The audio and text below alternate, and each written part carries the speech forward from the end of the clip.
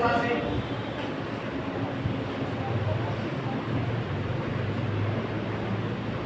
इतिहास से,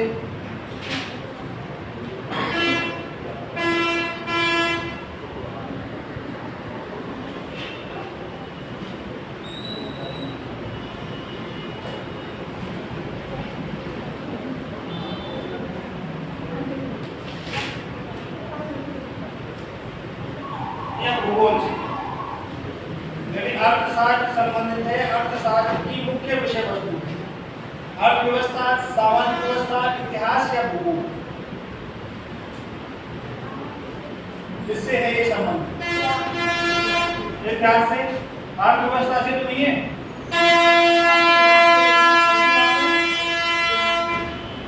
तो इसका आंसर आपको याद रखना है, किससे है ये?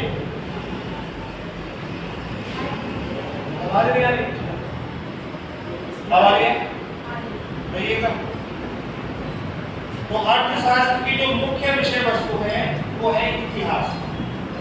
यदि इसमें हिस्ट्री रिलेटेड है, ना कोई ज्योग्राफी का पोर्शन है, कहीं ऐसा सोचो कि सर तो अर्थशास्त्र है और अपन तो नाम रखेंगे अर्थव्यवस्था, ये अर्थव्यवस्था के लिए इकोनॉमी की बात करता है। तो अर्थशास्त्र में जो मुख्य विषय वस्तु है वो केवल इतिहास है। क्लियर बात? तो देखिए नेक्स्ट, धनानंद का दरबारी विद्वान,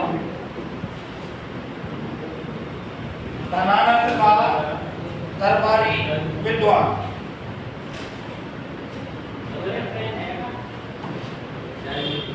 लिखा है तो मेरी डोरी लिखती है तेरी क्या था ये कोई मंदिर में आके प्रसाद चढ़ाना है। ये चीजें ऐसी हैं पहले से रेडी होकर के चला हुआ, रोज एक बातें हैं वो रिपीट नहीं होनी चाहिए। एक दिन भूल सकते हो, एक दिन खत्म होगी शुरू, 2 दिन खत्म ऐसा लगा था। ठीक है। हाँ, दरबारी विद्वान कौन था? चाणक्य। इसके अन्य नाम लिख लीजिए। चाणक्य के अन्य नाम कौटिल्य और विष्णुगुप्त। चाणक्य के अन्य नाम कौटिल्य और विष्णुगुप्त।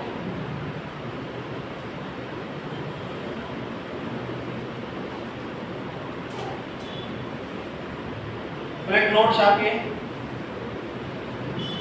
चाणक्य की लिखा हुआ है कौटिल्य और विष्णुगुप्त। चाणक्य की प्रसिद्ध पुस्तक, चाणक्य की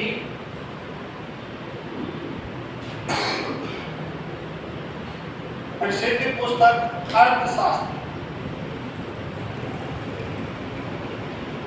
चाणक्य की प्रसिद्ध पुस्तक अर्थशास्त्र। और फिर नेक्स्ट लाइन में एक नोट और छापना है, ये बड़ा नोट है 500 रुपये। अर्थशास्त्र में, अर्थशास्त्र में इतिहास का वर्णन है। अर्थशास्त्र में इतिहास का वर्णन है।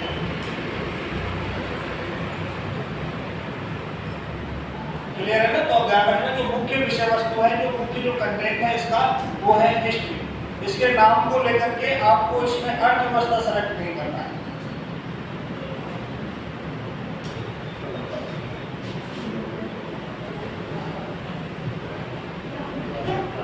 तो देखिए ये था भाई दरबारी विद्वान।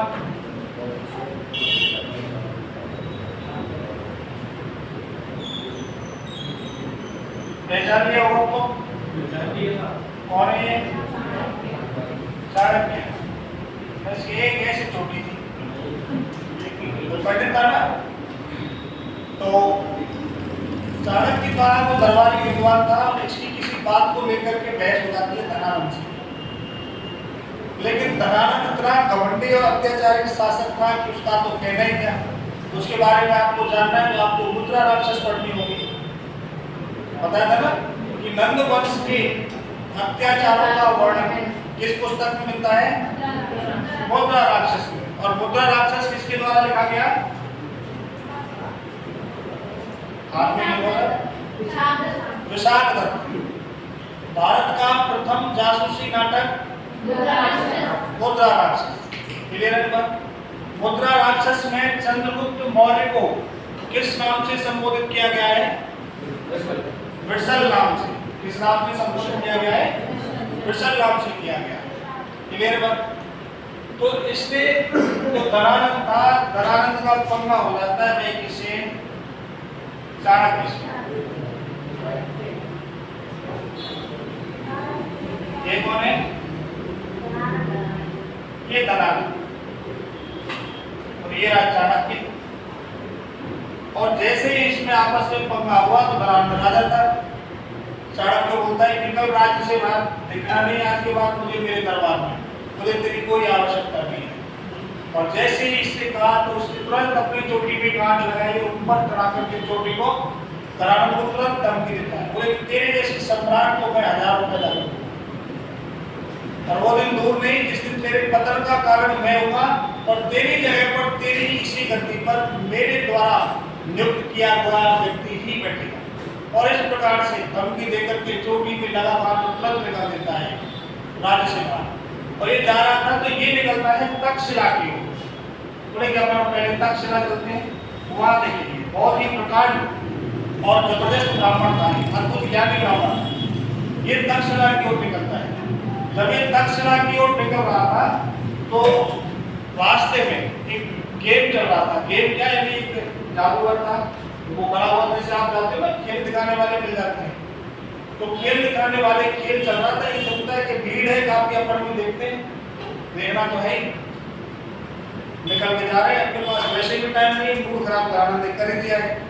तो वहां भीड़ को देख करके पहुंचता है तो देखता है कि और भीड़ में एक व्यक्ति था जिसने पिंजरे में एक शेर को बंद कर रखा था। और जो व्यक्ति खड़ा हुआ था बड़े जोर जोर से चिल्ला रहा था कि है किसी माई के लाल में हिम्मत जो इस शेर को इस पिंजरे से बिना हाथ लगाए बाहर निकाले। अब सबसे बड़ी बात है कि चलो और कोई वस्तु जो प्रयास करे कि शेर को निकाल करके पिंजरे से बाहर कौन आपस पहुंचेगा, समस्या तो यहाँ थी। तो भीड़ में से कोई नहीं आया और वहां से निकल करके एक आता है, ये आ गया भाई, ये कौन है? इसी भीड़ से बालक आता है जिसका नाम था चंद्रगुप्त। ये सबसे आगे आता है कि मैं निकाल दूंगा भाई। बोले कि निकाल के दिखाओ। तो निकालने के लिए तो आगे बढ़ता है, बोले कि मुझे एक मसाल की आवश्यकता है। इसके लिए एक मसाल लाई जाती है, उस मसाल को ये पिंजरे के पास लगा देता है, उस शेर के पास, और उसके पास लगाता है तो वो जो शेर था वो पिघल जाता है। क्योंकि वास्तविकता ये थी कि उसने कलाकार ने उस शेर को, वो मोंगा शेर था ना, वो पिंजरे में खड़ा कर रखा। तो देखने में लोगों को ऐसा लग रहा था कि ये वास्तविक शेर है। और इसकी इस बुद्धि चातुर को देखते हैं चाणक्य, क्या बहुत तेज बालक है, और इसका पीछा करते हैं। हम देखते कि है कहाँ जाएगा। इसका पीछा करते हैं तो पता चलता है कि ये तो वन में रहने वाला एक शिकारी का बच्चा है। और ये शिकारी से बातचीत करते मुझे तुम्हारे इस पुत्र की आवश्यकता है नहीं। तो शिकारी बोलता है कि मैं तो नहीं दूंगा। नहीं दूंगा तो ये पकड़, उसके पास एक पोटली थी, टंकी निकाल दिया, उसमें 500 कासार पड़, यानी 500 चांदी की मुद्राओं से उस शिकारी से चंद्रगुप्त नाम के इस बालक को चांदी खरीद लेता और अपने साथ ले जाता है तक्षशिला। और तक्षशिला ले जाकर के इसे सभी विद्याओं में निपुण करता है। जितनी भी योग्यताएं किसी शासक के लिए चाहिए होती हैं उन सभी योग्यताओं के साथ निपुण करता है और इस बालक को पूरी शिक्षा देता है चाणक्य। और जब सारी शिक्षा इसकी कंप्लीट हो गई तो चंद्रगुप्त पूछता है, कितने भी जब आदमी में क्वेश्चन कब करता है व्यक्ति, जब उसमें ज्ञान होता है।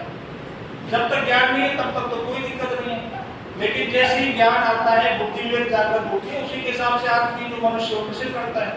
और ये पूर्ण रूप से शिक्षित हो गया तो उसने गुरुजी से सवाल कर दिया पहली बार। बोले कि गुरुजी ठीक है, आप मुझे ले आए, आपने मुझे बहुत कुछ सिखा दिया, लेकिन इन सारी चीजों का उद्देश्य क्या है, मुझे करना क्या है और मेरे करने से क्या आपको फायदा होगा। तो चाणक्य बड़ा आसान जवाब देता है कि बोले कि तेरे को जिंदगी तेरी ऐसी ही निकालनी है कि या तो इस शासक भारत पर एक शासक के दृष्टिकोण से एक शासक निर्माता बनना चाहता है। तो चंद्रगुप्त बोलते हैं कि गुरु जी राजा कौन नहीं बनना चाहेगा, ये सभी बनना चाहते हैं और मैं तो बिल्कुल चाहूंगा बनना।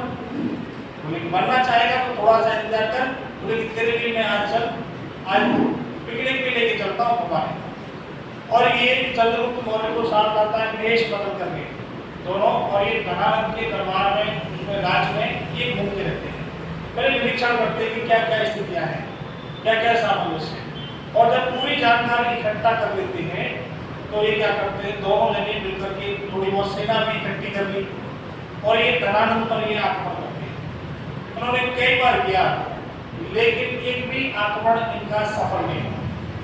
एक बार तो बहुत ही जोरदार प्रयास किया था दोनों ने मिलकर के, कहां से उठान के ले आए सैनिक वगैरह। धनानंद आगने ही वाला था लेकिन धनानंद के पास एक व्यक्ति था, व्यक्ति क्या था, राक्षस था भाई। ये रहा, पहचान लिया होगा आपको, एक राक्षस था जिसका नाम था अमात्य। डर लगा है, अमात्य राक्षस। और ये अमात्य राक्षस था इसके पास, धनानंद के पास, तो उसको युद्ध के अंतिम क्षणों में हमेशा साथ देता है। वो अमात्य राक्षस से आ जाता है और ये दोनों फिर आ जाते हैं, वहां से निकल गए। लेकिन फिर भी दोनों गुरु चेहरा हिम्मत नहीं आ रही, बोले कि कभी तो जीतेंगे, हम होंगे कामयाब एक दिन। ये नारायण के मन में था, कोई नहीं चाहता। फिर भी बार बार निरीक्षण करके घूम रहे थे। एक बार गुरु चेहरा फिर आते हैं, बोले देखते हैं फिर बनाएंगे, अपनी योजना बनाएंगे कुछ ना कुछ। तो गुरु चेला ऐसे ही भेष बनाकर घूम रहे थे वे, जैसे बोलते हैं किसी दरवाजे पर जाकर कि भाई कुछ खाने को मिल जाएगा। तो एक झोपड़ी के पास से जब ये दोनों निकल रहे थे तो ये देख रहे थे कि झोपड़ी में से खुशबू आ रही बड़ी अच्छी। बोले क्या कोई कुएं बना रहा है। दोनों वही रुक जाते हैं गुरु चेला, बोले कि घूमने तो आए पर पहले पेट पूजा तो कर लें, 2 कुएं भी मिल जाएंगे तो एक को खा लेना, एक को मैं खा लूंगा, ताजा कुआं बन गया भाई। और दोनों वही रुक जाते हैं, बोले पहले बना लेने देते हैं, थोड़ी देर तब तक अपन यहीं आराम करेंगे। ऐसा नहीं वो बना रही है अंदर से अपन मनाई कर दे, बोले कि तसल्ली में मांगेंगे अपन। अब जो औरत जो एक बना रही थी कुएं, तो उसके पास एक बच्चा खेल रहा था। तो वो बच्चा क्या कर रहा था कि भाई कुआं मार रहे थे। बच्चों की आदत होती है कि बात तो बनाना, खाना जो बन गया पहले उसको तो दो। तो उस माँ ने उसके लिए कोई भी बर्तन में कुआं रखते हैं, और जैसे माँ ने कुआं रखा उस बच्चे ने कुएं को बीच में से पकड़ लिया। कुआं गर्म था, कुआं गर्म तो बच्चा चिल्ला गया कि मैं गर्म कुआं है। तो माँ बोलती है कि तू बड़ा बेवकूफ है, तो तुझ में और चाणक्य में और चंद्रगुप्त में कोई फर्क नहीं है। वो ऐसा डायलॉग में देती है, तो ऐसा ही बेवकूफ तू, ऐसा ही चंद्रगुप्त और ऐसा ही वो है चाणक्य। उन लोगों के भी बाहर बैठे थे, कान खड़े हो गए, बोले कि कुएं के ऊपर चंद्रगुप्त और चाणक्य कहां से आ गए बीच में। तो लड़का पूछता है कि माँ कि मैं तो बेवकूफ हूँ ठीक है, लेकिन चाणक्य तो दुकान में जो है उसकी तो चर्चा दूर दूर तक है, वो बेवकूफ कैसे, और उसकी भी तुलना आप उससे कर लो। दूसरा चंद्रगुप्त भी कम नहीं, वो तो चाणक्य का चेला है। चाणक्य में तो युद्ध लड़ना नहीं आता, उसको तो युद्ध लड़ना भी आता है, वो बहुत अच्छी तलवार चलाता है। बोले कि बात तेरी सही है, लेकिन बेवकूफी वाली बात जिस तरह से तुम कर रहे हो ऐसी वो कर रहे हो। बोले कि क्या गलती हो रही। बोले अगर तुम्हें कुआं खाना है तो इस कुएं को तुम किनारों से खाओ, अगर तुम इस कुएं को बीच में से पकड़ के खाओगे तो ना तो इसको खा पाओगे ना इसे ठंडा कर पाओगे। तुरंत दोनों की चोटी ठंडी हो गई गुरु चेलों। बोले कि ये है ज्ञान की बात। चाणक्य मुस्कुराते हुए बोले कि आज तो कुएं से भी ज्यादा इंपॉर्टेंट ज्ञान हो गया हमको। और तुरंत ये वहां से बाहर बोले चलो फटाफट अपन चलेंगे तक्षशिला। अब अपन अच्छे से तैयारी करेंगे कि अब करना क्या है, और तक्षशिला पहुंच जाते हैं। तो दोनों विचार विमर्श करते हैं, तो सर अपने बिल्कुल सही कहा था कि हम क्या करते हैं कि अपन बार बार हम धनानंद की राजधानी पर अटैक कर रहे हैं, आक्रमण कर रहे हैं, अपन आक्रमण करते हैं तो उसके जो सहयोगी उधर से वो आ जाते हैं, वो अपन को घेर लेते हैं और अपन को हारना पड़ जाता है। बोले करना क्या है, बोले करना क्या है, सबसे पहले तो अपन को इसका इंतजाम करना है। अपन जीत भी जाए तो अपनी लास्ट में राक्षस आ जाता है, ये सब कुछ नेस्तनाबूद कर देता है। तो ये सबसे पहले जाकर के कोई अमात्य नामक राक्षस को ये खरीदते हैं। बोले कैसा है, तो तेरा तो पैसा हो, युद्ध लड़ेगा तो अपनी ओर से, धनानंद की ओर से नहीं लड़ेगा। ठीक है सर। तो उन्होंने अमात्य नामक राक्षस को अपनी ओर बुलाकर अपनी ओर मिला दिया, और उसके बाद फिर उन्होंने राजधानी पर आक्रमण नहीं किया। डायरेक्ट राजधानी पर आक्रमण ना करके आसपास के एरिया को किनारों किनारों से जीतते हुए इस सियासत को जीत लिया, इस गांव को जीत लिया, ऐसा करते हुए धीरे धीरे जाकर के ये तब जाकर के पहुंचते हैं राजधानी पर और अंत में इन दोनों की कुशलता की वजह से धनानंद को पराजित होना पड़ता है। और जिस प्रकार से चाणक्य में चोटी में गांठ डालकर कसम खाई थी, धनानंद को उसी प्रकार से सिंहासन से हटाया जाता है। और फिर शासक बनता है कौन? चंद्रगुप्त मौर्य। क्लियर है बात? तो एक दो लाइनें और लिख लीजिए।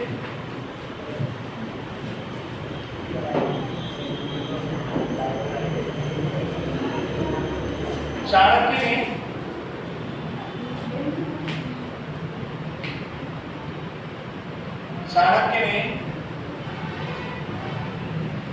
चंद्रगुप्त मौर्य की सहायता से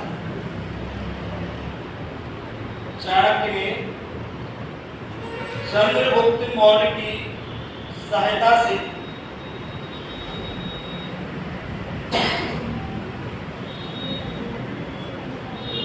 धनानंद को हराकर चाणक्य ने चंद्रगुप्त मौर्य की सहायता से धनानंद को हराकर मगध पर मौर्य साम्राज्य की स्थापना की। मगध पर मौर्य साम्राज्य की स्थापना की।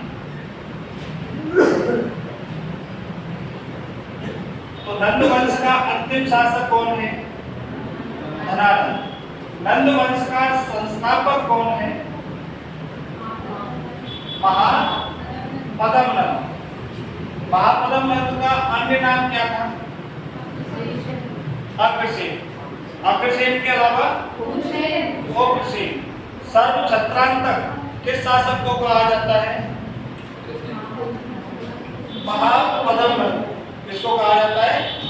महापद्म नंद। पुराणों में एक राट की उपाधि किस शासक को दी गई? किसको दी गई? उग्रसेन को। यानी इसी महापद्म नंद, इसी अश्वसेन की बात है। क्लियर है बात? नाग वंश का अंतिम शासक, नाग वंश का अंतिम शासक नागदशक, कालासुर। कौन था? कालासुर। नाग वंश का संस्थापक वो था शिशुनाग। हर्यक वंश की स्थापना किसने की? और वास्तविक संस्थापक बिंबिसार।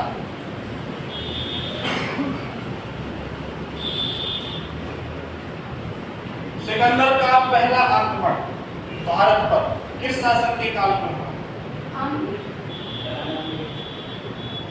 बताओ। आमदी है, धनानंद है,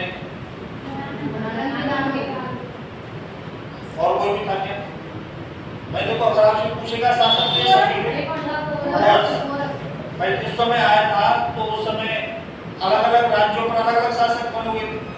तो आमदी भी था, पूर्व राज्य का पुरुष भी था, और दूसरा अपना तीसरा धनानंद। ठीक है। धनानंद मुख्यतः क्वेश्चन में इसलिए आता है क्योंकि मुख्य शासक था भारत का उस समय धनानंद, क्योंकि अधिकार था उसका मगध पर, जो कि सबसे बड़ा विस्तृत साम्राज्य था। इसलिए ऑप्शन में जब भी आता है तो धनानंद आता है। क्लियर है? आईटी स्पीच का युद्ध कब लड़ा गया? कब? 326 से 25 ईसा पूर्व। वितस्ता का युद्ध कब लड़ा गया? यही है। और झेलम का युद्ध कब लड़ा गया? ये भी यही है। क्लियर बात है? कोई सवाल पड़ा और बस अब ठीक है। तो अपन बात करेंगे मौर्य साम्राज्य। मौर्य साम्राज्य, मौर्य साम्राज्य का संस्थापक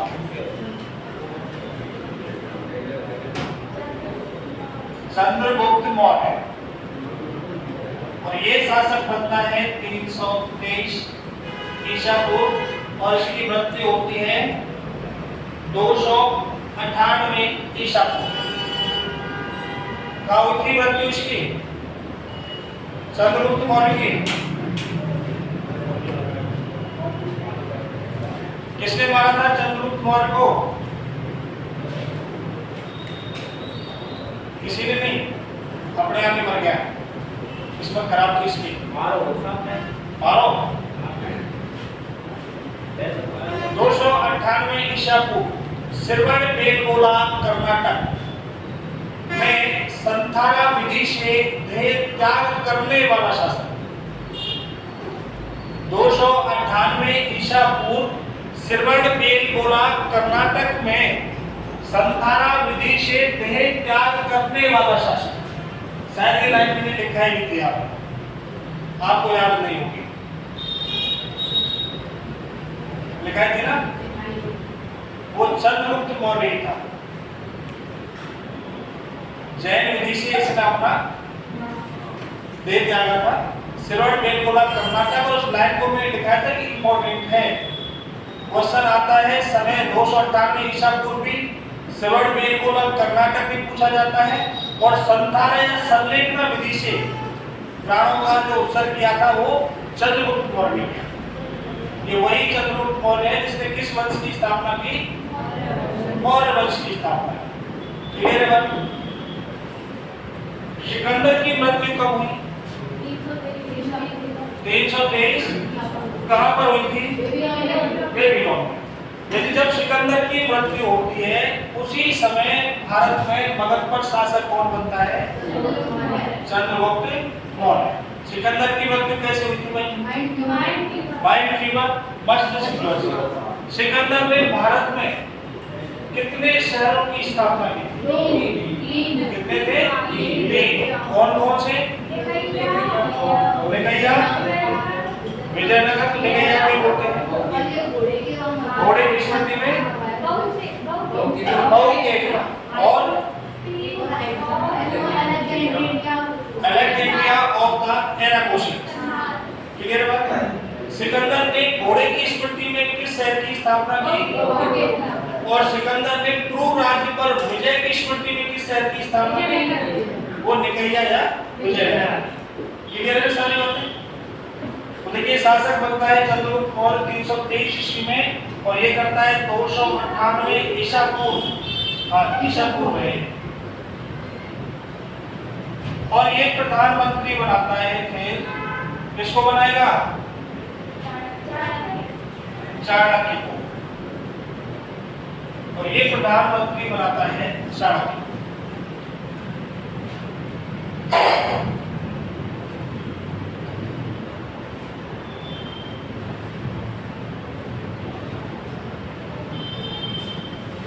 छाप लिया? और यहीं पे बेटे तो लाइन लिखी। चंद्रगुप्त मौर्य को भारत का चंद्रगुप्त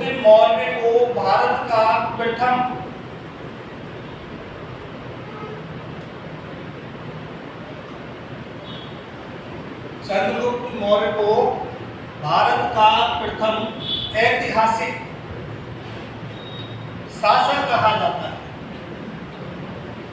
चंद्रगुप्त मौर्य को भारत का प्रथम ऐतिहासिक शासक कहा जाता है।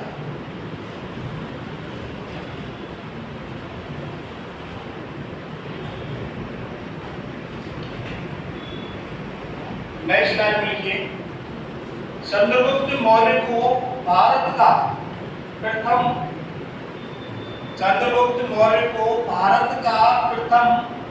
मुक्तिदाता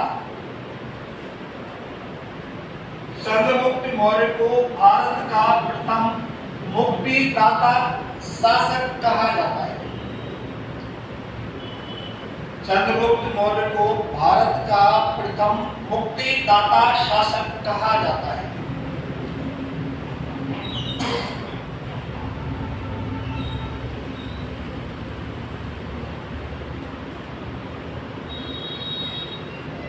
सामने ठीक है। तो देखिए मुक्तिदाता इसलिए कहा जाता है क्योंकि सिकंदर जब आया था तो पहला यूनानी आक्रमण था, विदेशी आक्रमण था।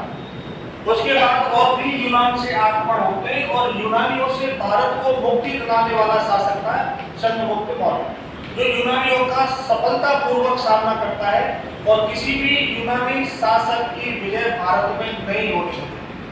इसीलिए इसे ऐतिहासिक शासक और भारत का पहला मुक्तिदाता शासक कहा जाता है। क्लियर बात? तो लिखिए नेक्स्ट लाइन में, चंद्रगुप्त मौर्य के काल में, चंद्रगुप्त मौर्य के काल में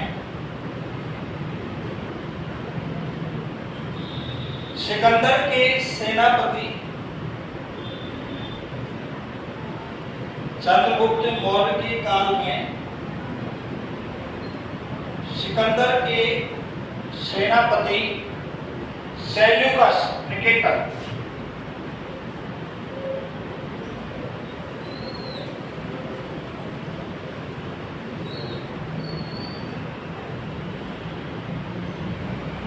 चंद्रगुप्त मौर्य के काल में सिकंदर के सेनापति सेल्यूकस निकेटर ने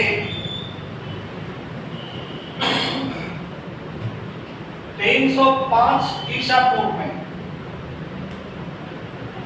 चंद्रगुप्त मौर्य के काल में सिकंदर के सेनापति सेल्यूकस निकेटर ने 305 ईसा पूर्व में भारत पर आक्रमण किया। भारत पर आक्रमण किया।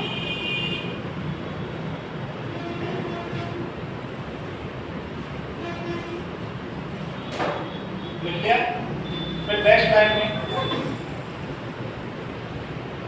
इस आक्रमण में सेल्यूकस निकेटर पराजित हुआ और इस आक्रमण में सेल्यूकस निकेटर पराजित हुआ।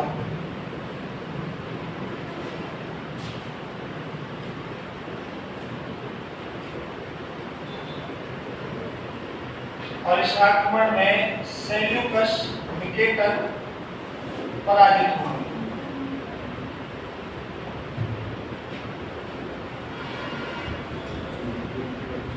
नेक्स्ट देखिए,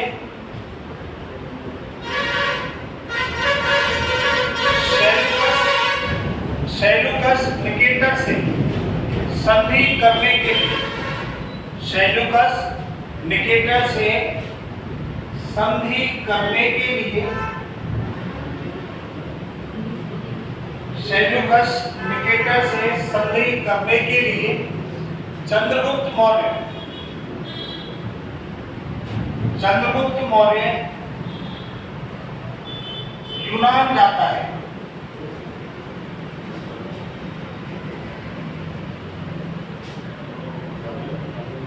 और सेल्यूकस निकेटर से संधि करने के लिए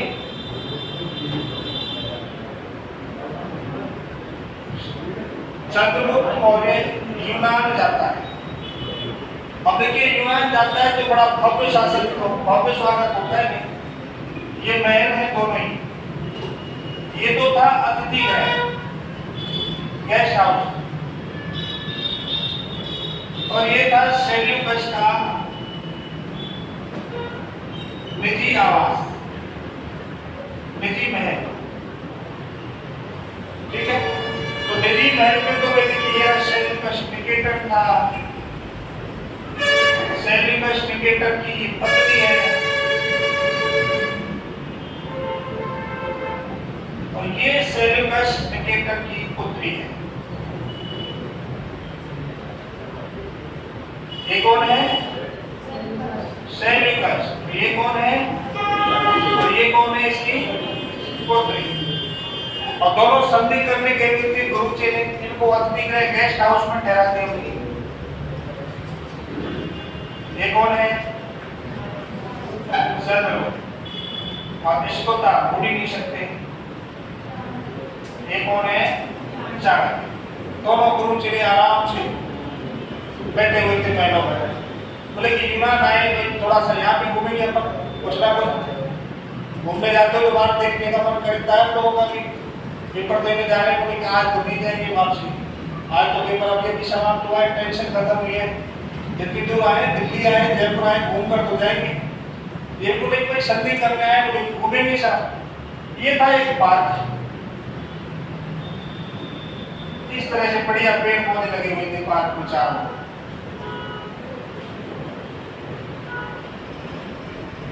लग रहा है बात सबको?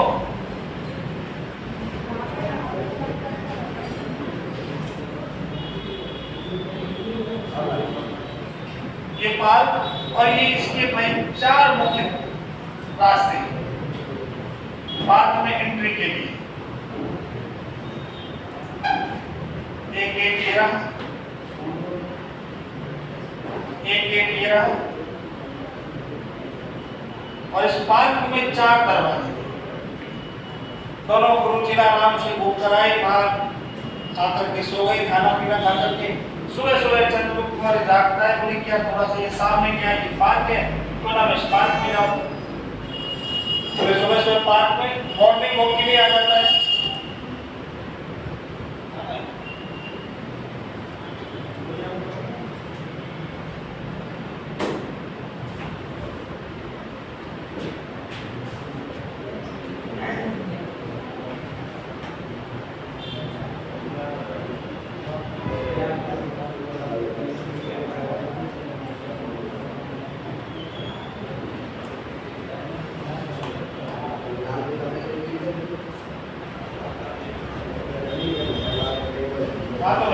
चंद्रगुप्त मौर्य आ गया पार्क में घूमने के लिए। इधर सेल्यूकस निकेटर की पुत्री, जिसका नाम था हेलेना। क्या नाम था इसका?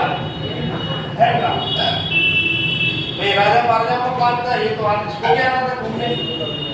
तो इधर तो आ गया भाई चंद्रगुप्त मौर्य, और इधर से निकल के आ जाती है हेलेना।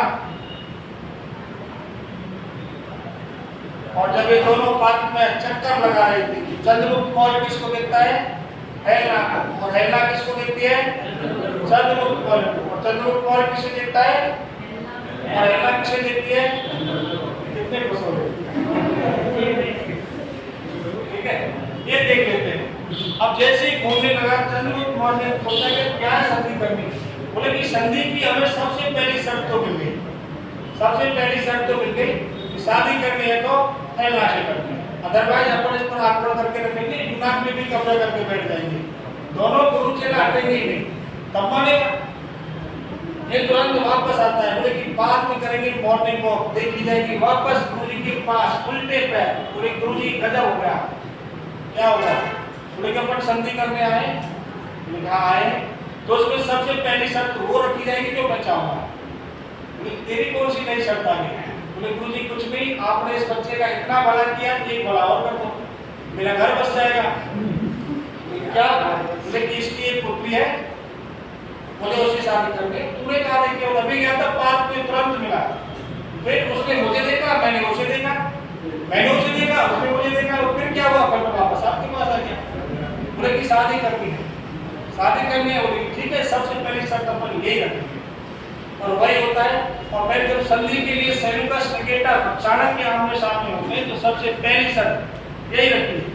बोले कि भाई संधि की सारी बातें बात है, पहले तो अपन इस दुश्मनी को रिश्तेदारी करते हैं, तेरा कोई भरोसा नहीं, तू फिर आक्रमण करेगा, चालाक तो थे दोनों, इसमें चाणक्य था, तेरा कोई भरोसा नहीं, तू फिर आक्रमण करेगा, फिर हम संधि करने आएंगे, तेरे चक्कर बार बार तो पेट्रोल पंप करेंगे अपन लोग।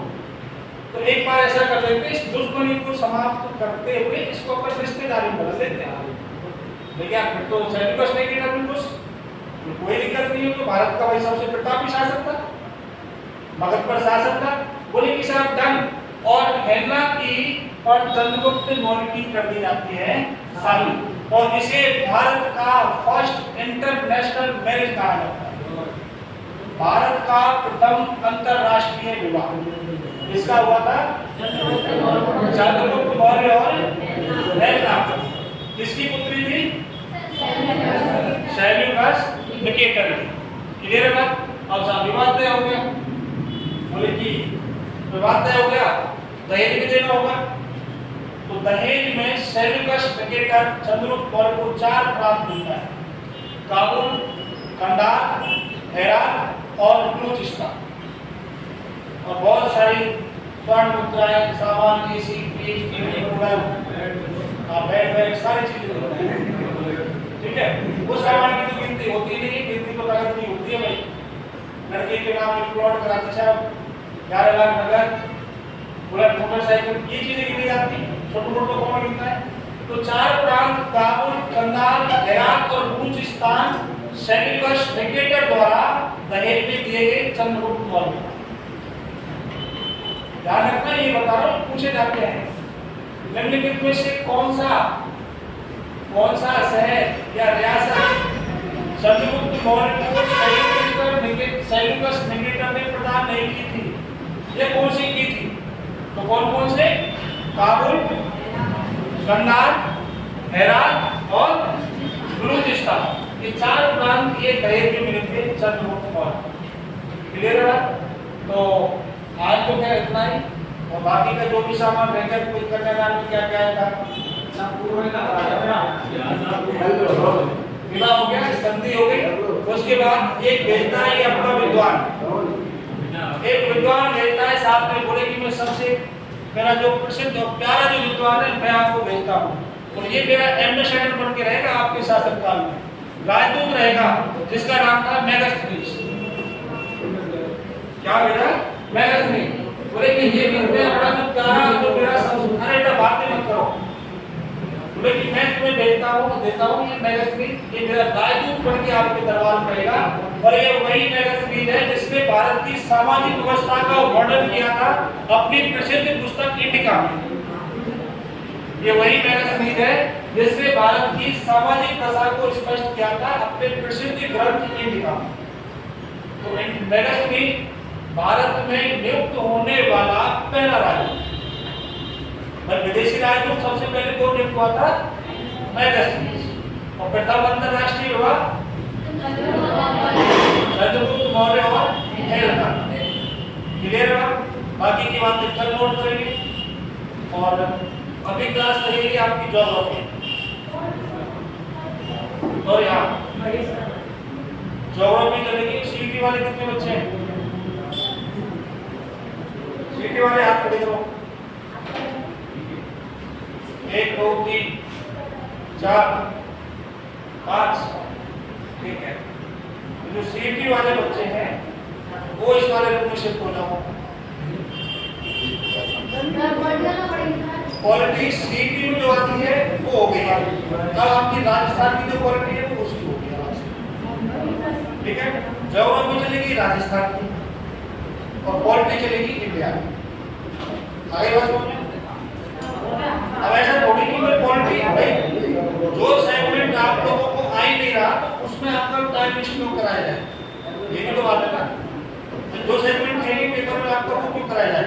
क्वालिटी के बेसिक कंसेप्ट थे, बेसिक एलिमेंट्स थे, वो आपके राजस्थान वाले जो है, क्योंकि सीटी में इंडिया का भी सिलेबस है, बिना बात ही मत करो। ये सीटी में जो इंडिया का भी सेगमेंट है वो क्वालिटी का हो चुका है। ये हिस्ट्री आती है, ये हिस्ट्री आपकी अभी चली गई है। अब राजस्थान में ज्योग्राफी चलेगी आपकी। जैसे एक सब्जेक्ट कंप्लीट और किया, एक क्लास आपकी और बढ़ जाएगी सिलेबस के अकॉर्डिंग। तो सीटी वाले बच्चे इधर बगल वाले रूम में चले जाओ, बाकी के जो महानुभाव में जितनी भी सवारियां बैठी हुई है वो यहीं बैठे